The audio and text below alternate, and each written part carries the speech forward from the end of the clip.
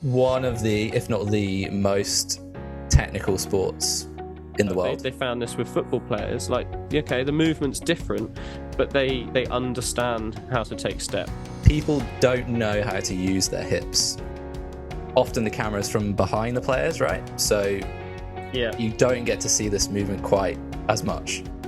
If you take everything in isolation, point by point in isolation, learn the lesson, but don't hang up on the emotion, then yeah, you can quite easily, as you say, forgive yourself. Welcome back to the Getting a Grip podcast. This episode is going to be pretty much off the cuff. We are talking about 5 things we've learned from playing and coaching, a total of 25 years between us. No, we're not that old individually. Yeah. Haven't been playing for 25 years. That means I would have had to start at the age of 1 or 2. So I was going to say, some people do. Some people start at, I don't know, 2 or 3. Get people trying to get coaching. Oh God! If I'd started then, I would want to be pro right now. Yes, yeah, with proper coaching, even not even proper coaching, just playing enough.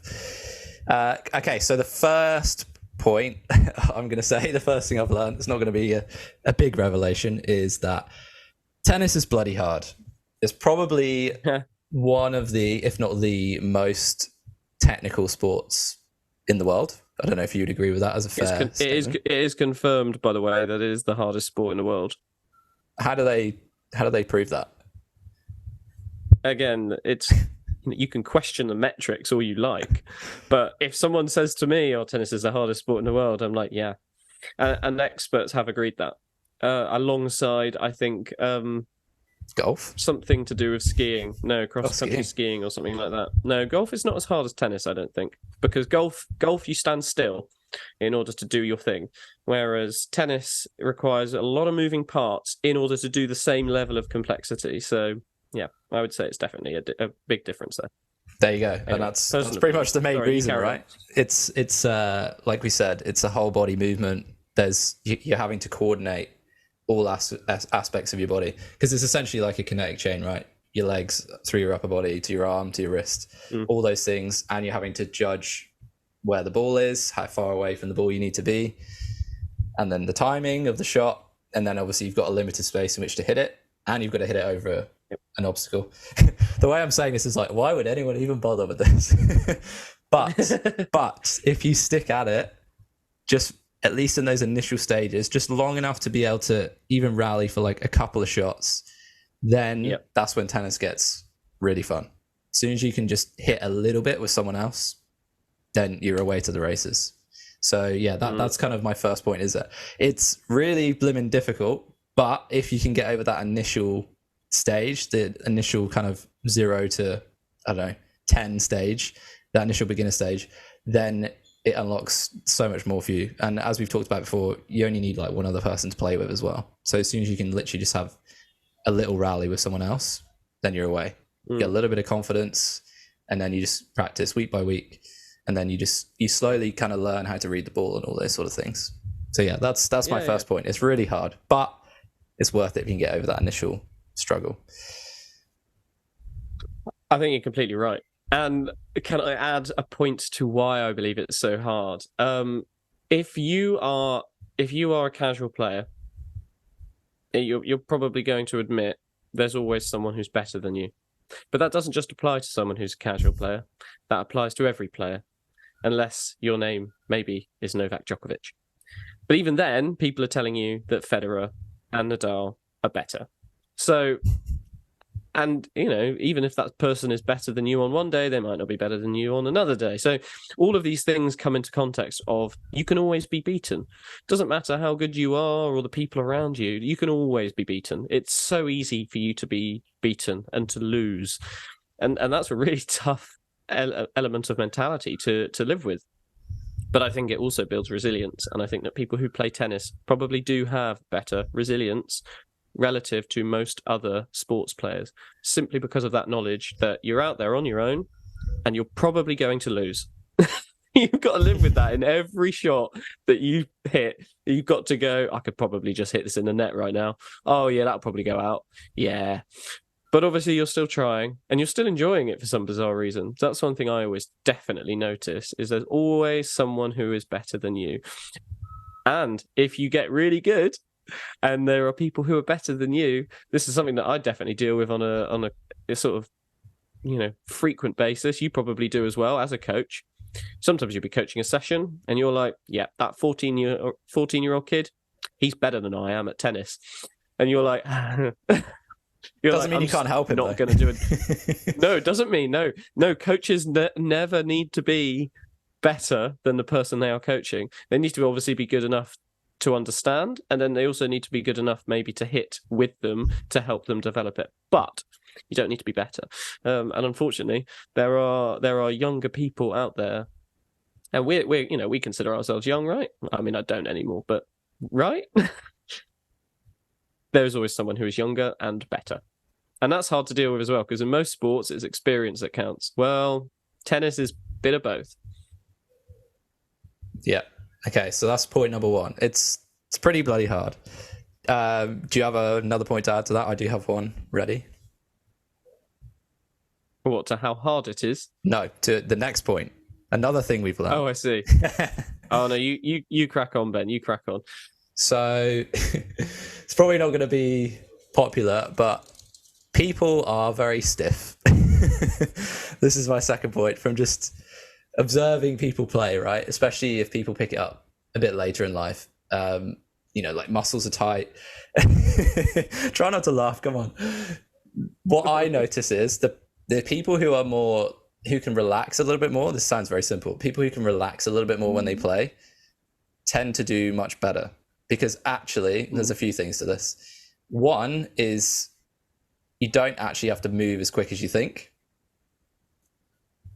Two, a lot of the power comes from your wrist.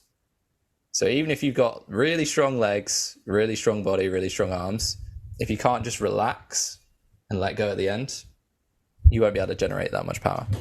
So there's a few things there. I think people who can relax a little bit more tend to have a little bit more success. Especially when you start out, you think, oh, everything's like so quick, right? I need to get to the ball like super fast. Well, actually, you got this thing at the end of your hand called a racket, which means you don't actually have to be as close to the ball as you think you are. So not rushing.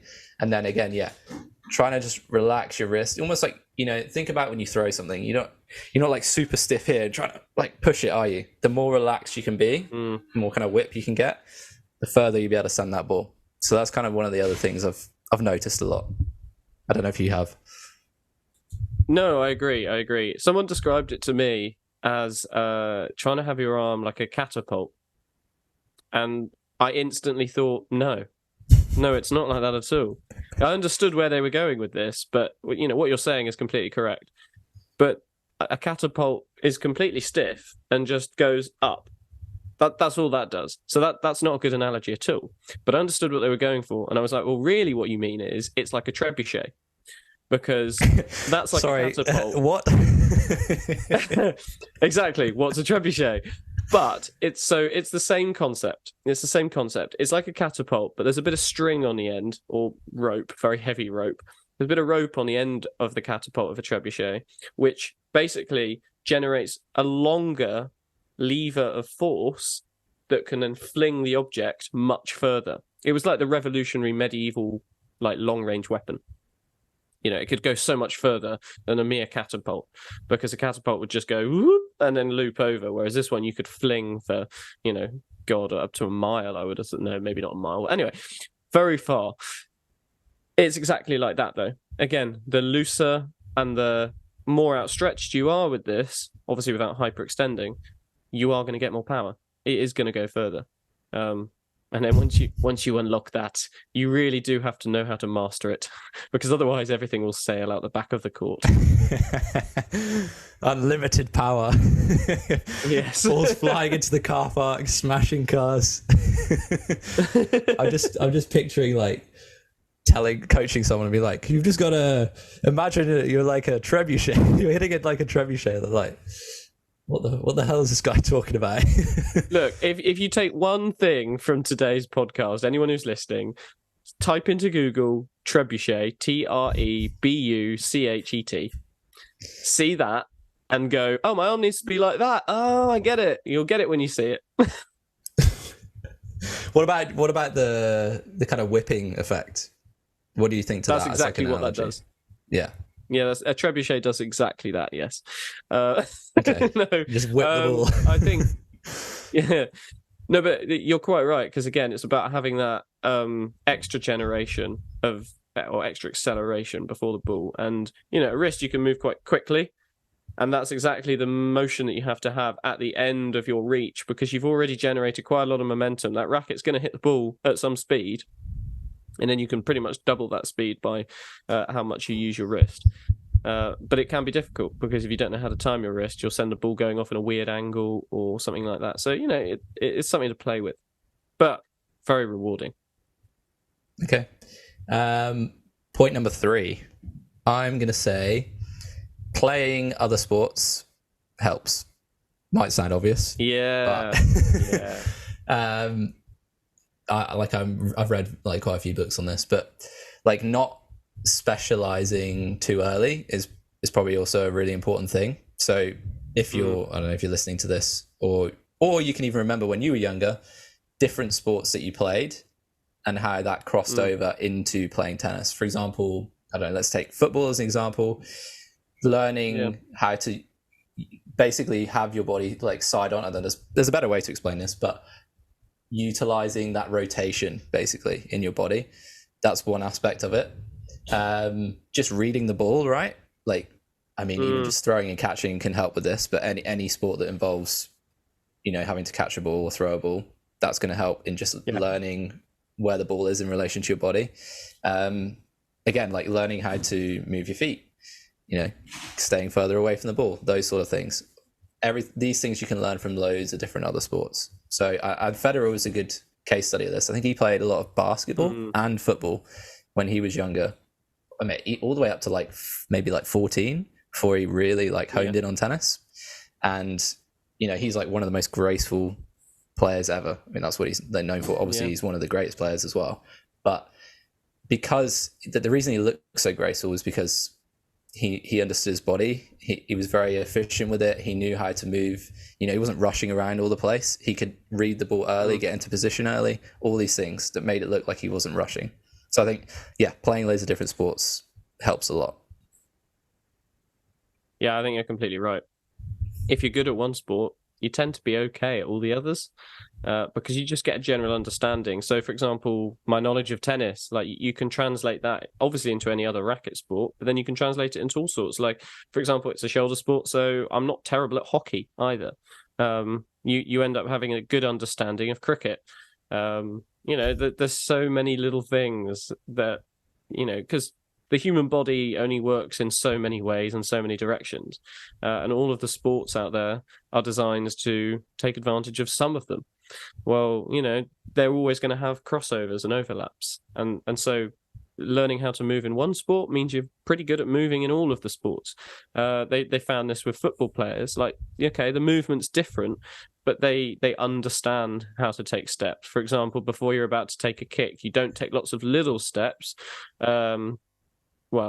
Penalties aside, but you don't take lots of little steps, you take bigger steps, obviously to generate some momentum with the way you kick the ball. Same in tennis. When you're going towards the ball, you're going to take big steps. You only take small steps if you feel, oh, I might be getting too close now. So there's loads of these different things. Netball, for example, it's almost the same movement as tennis. People don't realize. I think you're right. Having one sport in the locker means that any other sport is very accessible. There you go. So don't just sack all the other sports off and think that you're just going to, accelerate in tennis. Even just playing like one other sport could still help you in playing tennis. And also, if you're just new to tennis, having played other sports, that might help you learn a little bit quicker as well. So all these things can be taken into account. Okay, next one. People don't know how to use their hips. So this probably sounds a bit odd, but so yes, let me explain. So we've talked about it before. I mean, any sport this applies to. Your body is a kinetic chain. So what do I mean by that? Essentially, you got to generate force from the ground up. So like we said before, starts with your legs, your hips, transfers into your upper body, into your arm, into your wrist.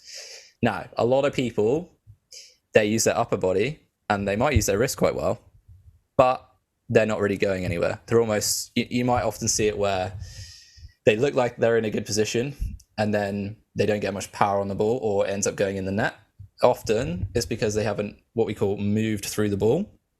So they haven't pushed their hip forward, at least their back hip, because that's where most of the power is actually going to come from, is the force you can generate through your legs and your hips, which you then transfer into your upper body and then your wrist at the very end. So a lot of people just kind of stay a bit static and they just move their upper body and their arm, but they don't actually follow through even after they've hit the shot. So they're still moving forwards.